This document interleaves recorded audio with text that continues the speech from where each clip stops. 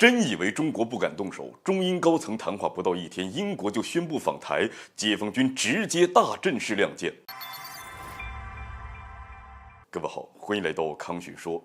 虽然英国一直在价值观上和美国保持一致，但是在很多国际事务上也是追随着美国的脚步啊。这英国外交大臣日前却罕见地表示，新冷战和孤立中国是背叛英国国家利益，应当调整对华政策，加大对华接触。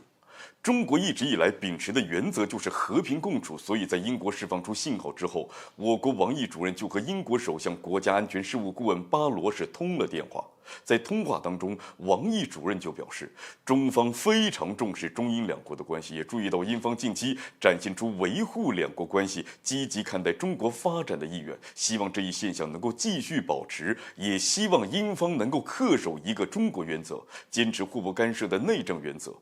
而巴罗当时也回应表示，英方将继续奉行一中原则，并且愿意同中方保持沟通交流，深化两国关系，共同应对全球挑战。那由此看来，英国最近的态度呢，确实是发生了不小的变化。然而没想到的是，英国人的承诺根本没有一点可信度，因为这中英高层刚刚通完电话还不到1天的时间，英国前任首相特拉斯就高调宣布了访台计划。台湾方面已经证实，特拉斯将于16号到20号访问台湾，并与民进党高层会见，还发表了所谓的演讲。那虽然特拉斯是已经离职，但是作为曾经的首相访台，并且与民进党高层接触，这就是对中国主权的严重挑衅，这是我们完全不能接受的。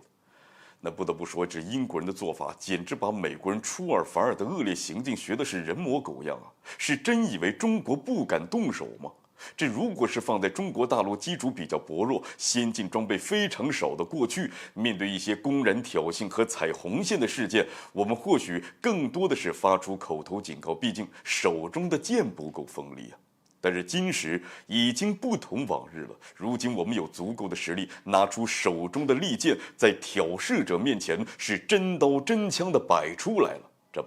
这针对英国这赤裸裸的挑衅行为，解放军在第一时间就直接大阵势亮剑了。据相关报道显示，台军共侦获解放军20架军机以及4艘军舰持续在台海周边活动，这其中呢还有15架军机进入了台西南以及东南空域。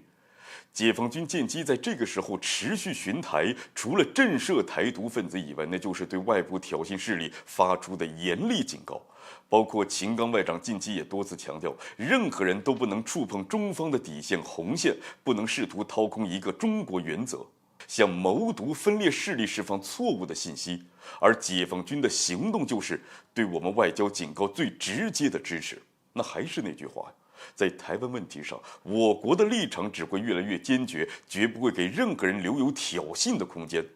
外部那些不安势力如果还要坚持挑战中方底线的话，那么我们也会用实际行动来维护祖国的主权和领土完整。好了，本期节目就进行到这儿，欢迎点赞转发，留下您的精彩评论。